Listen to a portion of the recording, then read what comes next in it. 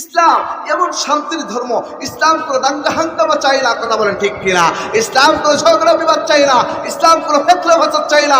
এই ইসলামের মধ্যে যারা ফেতনা সৃষ্টি করতে চায় তাদেরকে চিহ্নিত করে তাদের জহ্বাগুলো টেনে হিঁচড়ে কুত্তাকে নাস্তা বানিয়ে দিতে হবে, কথা বলেন ঠিক না বেঠিক? কথা বলেন ঠিক না বেঠিক?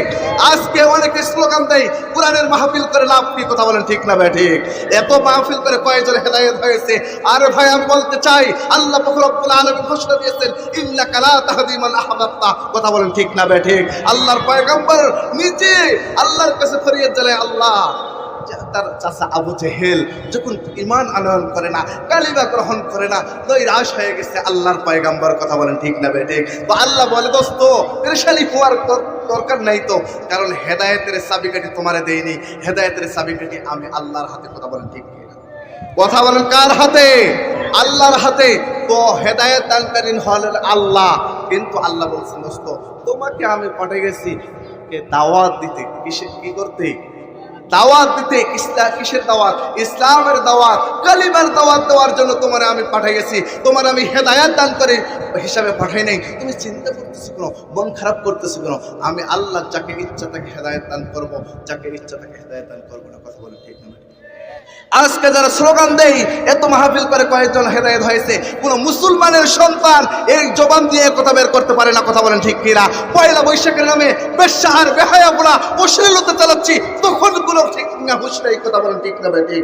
আজকে বৈশাখের নামে, পয়লা বৈশাখের নামে আজকে আমার ঘরের কোমলমতি সন্তান মেয়েগুলোকে তারা আজকে রাস্তার মোড়ে মোড়ে মেলার নামে মেলা বসাইয়া আজকে দেখেন ছেলে মেয়ে অবৈধ মেলামেশা করে, কথা বলেন ঠিক না বেঠিক? যদি দেখতে চান পিকনিকের নামে অশ্লীলতা চলে স্বপ্ন করিতে যান, দিনাজপুরের জীবন মহলে যান, রামসাগরে গিয়ে দেখেন, কথা বলেন ঠিক না বেঠিক? এগুলো চোখে পড়ে না। গানের আয়োজন হচ্ছে চোখে পড়ে না, কেউ বলে না এত গানের আয়োজন করে কি হবে, কিন্তু যখন মাহফিলের জন্য আয়োজন করার জন্য যাওয়া হয় 2 টাকা চাওয়া হয়, বলে এই লাভ কি, কথা বলেন ঠিক না বেঠিক? যদি এইটাও না হতো তাহলে তোমার ঘরের সন্তানের যে কোরআন শিক্ষা করতেছে এটাও থেকে বঞ্চিত হয়ে যাইতো, কথা বলেন ঠিক কিনা? তোমার সন্তান তোমাকে সম্মান করতেছে, তোমার সন্তান তোমাকে সালাম দিতেছে, এটাও হারিয়ে যেত, কথা বলেন ঠিক না বেঠিক? কথা বলেন ঠিক না বেঠিক? কিয়ামত পর্যন্ত যতদিন হায়াত রয়েছে আমরা ততদিন পর্যন্ত কোরআনের মাহফিল চালাবো ইনশাআল্লাহ।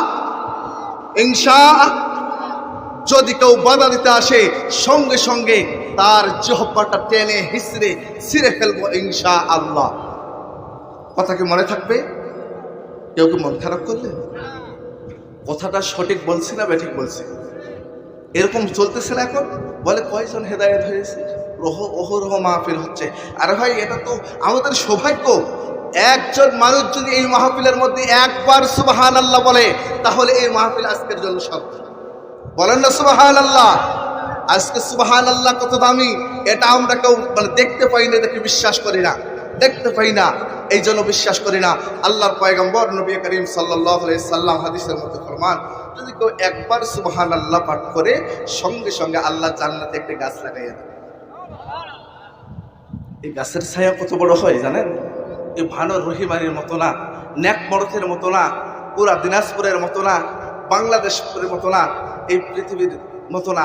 আল্লাহ পাক রব্বুল আলামিন এত বলা হয়েছে গাছের ছায়া আরবীয় সব থেকে দ্রুতগামী খরা, আরবীয় সব থেকে দ্রুতগামী, সব থেকে যেটা দ্রুতগামী খরা 500 বৎসর যদি দৌড়ায় তবুও তার ছায়া অতিক্রম করে শেষ করতে পারবে না। কয়বার বলার বিনিময়? একবার বলার বিনিময়ে একটি গাছ লেগে যায়। যদি কেউ 2 বার বলি তাহলে জান্নাতে তো আমার জন্য 2টি গাছ, 3 বার বললে 3টি গাছ। কিন্তু আজকে সুবহানাল্লাহ আমাদের জবান দিয়ে বের হয় না।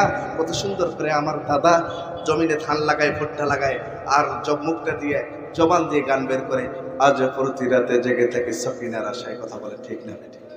বলে কিনা? বলে কিনা? কিন্তু যদি আমি আপনি সুন্দর করে আজকে ধানের গাছ লাগাচ্ছি, ভুট্টা লাগাচ্ছি, আর জবানটা দিয়ে যদি বলি সুবহানাল্লাহ সুবহানাল্লাহ আলহামদুলিল্লাহ আলহামদুলিল্লাহ, আল্লাহ পাক রব্বুল আলামিন আসমান থেকে রহমত আর বরকত বর্ষণ করে দিবেন। কিন্তু দুঃখের বিষয় হলো আমরা আমল করতে চাই না। পানির ব্যবস্থা করলে ভালো হয়। তো আমি মনে করেন ড্রাইভিং করি, ড্রাইভিং করতেছি, কিন্তু জবান দিয়ে আমরা সুবহানাল্লাহ আলহামদুলিল্লাহ এই তাসবিহ যদি পাঠ করি, আমার এই কাজের মধ্যে বরকত দান করবেন কে? আমি কৃষক, কৃষি কাজ করতেছি, জবান দিয়ে পাঠ করব। আমি ব্যবসা করতেছি, জবান দিয়ে আল্লাহর জিকির করব, তাসবিহ পাঠ করব। আমি চাকরিজীবী, আমি অফিসে চাকরি করতেছি, সুন্দর করে আমি হাতে কলমে লেখালেখি করতেছি, জবান তো আমার বন্ধ আছে। জবানটাকে বন্ধ না রাখা যদি একটু আল্লাহকে ডাকি, আল্লাহ সুবহানাল্লাহ সুবহানাল্লাহ আলহামদুলিল্লাহ আল্লাহু আকবার, এভাবে যদি মালিককে ডাকতে পারি, আল্লাহ পাক রব্বুল আলামিন আমাদের জবানের মধ্যে বরকত দান করবেন, হায়াতের মধ্যে বরকত দান করবেন, কর্মের মধ্যে বরকত দান করবেন। এই দুনিয়ার জমিনে যতদিন থাকবো আল্লাহ পাক রব্বুল আলামিন কোনো বিপদ দিবেন না। বলুন না আল্লাহু আকবার। সম্মানিত ইমানদার মুসলমান বাবাজিরা, যে কথাটি বলতেছিলাম, আল্লাহ পাক রব্বুল আলামিন ইসলাম নামক শান্তির ধর্ম আমাদেরকে দান করে মুসলমানের ঘরে প্রেরণ করে দিয়েছেন। মুসলমান বানাইয়া কেমন দয়ার মালিক আল্লাহ, তারপর আল্লাহ পাক রব্বুল আলামিন আমাদেরকে এমন এক পয়গাম্বরের উম্মত বানাইয়া দিলেন যে নবীর উম্মতের আগে কোন নবীর উম্মতরা জান্নাতে যাবে না। বলুন না আল্লাহু আকবার। নারায়ে তাকবীর, লিল্লাহে তাকবীর। আল্লাহ পাক রব্বুল আলামিন আখির জামানার পয়গম্বরের উম্মত বানাইয়া দিলেন আমাদের, এমন নবীর উম্মত বানাইয়া দিয়েছেন, কিতাব সাক্ষী দেয় এই নবীর উম্মত হওয়ার জন্য অনেক নবীরা আল্লাহর কাছে আবেদন জানাইছিলেন, মালিক আমাদেরকে নবী না বানাইয়া আখিরি জামানার পয়গম্বরের উম্মত বানাইলে আমরা বড় খুশি হব। কিন্তু আল্লাহ পাক রব্বুল আলামিন সকলের নসিবে রাখে নাই, আমরা সকলে ভাগ্যবান। বলুন সুবহানাল্লাহ। আল্লাহ পাক রব্বুল আলামিন আখিরি জামানার পয়গম্বরের উম্মত বানাইয়া দিয়েছেন। আমরা এই দুনিয়ার জমিনে মুসলমান হয়ে এসেছি, আমরা দুনিয়ার জমিনে কি খাবো, কি করব, কিভাবে আমার জীবন পরিচালনা করব, আল্লাহ পাক রব্বুল আলামিন আমাদেরকে প্রেরণ করার আগে সকল কিছুর ব্যবস্থা করে রেখে দিয়েছেন কিনা? আমরা কি খাবো, কি পরবো, কিভাবে চলবো, সকল কিছুর ব্যবস্থা আল্লাহ করে রেখে দিয়েছেন। এই জন্য আল্লাহ পাক রব্বুল আলামিন বলেন, আজকে এই যে ভালো রহিমারি এলাকায় একটা কোরআনের মাহফিল হচ্ছে, এটা বড় নিয়ামত। বর্তমানে আমরা মনে করে নিয়েছি এই জায়গাটা ফাঁকা পড়ে আছে। না, আসমানের ফেরেশতারা আপনাদের সকলকে বেষ্টন করে ঘিরে রেখে দিয়েছে। বলুন সুবহানাল্লাহ। বর্তমানে যারা এই জান্নাতি সামিয়ানার নিচে বসে আছে, আমাদের প্রতি সেকেন্ডে একটি করে নেকি আল্লাহ দান করে দেয়। বলুন সুবহানাল্লাহ। জীবনের গুনাহগুলি একটি করে গুনাহ আল্লাহ পাক রব্বুল আলামিন ফেরেশতার মাধ্যমে মুইসা দেয়। আমরা কি কেউ বুকে হাত দিয়ে বলতে পারবো আমাদের জীবনে কোনো গুনাহ নাই? পারবো? আমি মল্লা পর্যন্ত বলতে পারবো না যে আমার জীবনে কোনো গুনাহ নাই।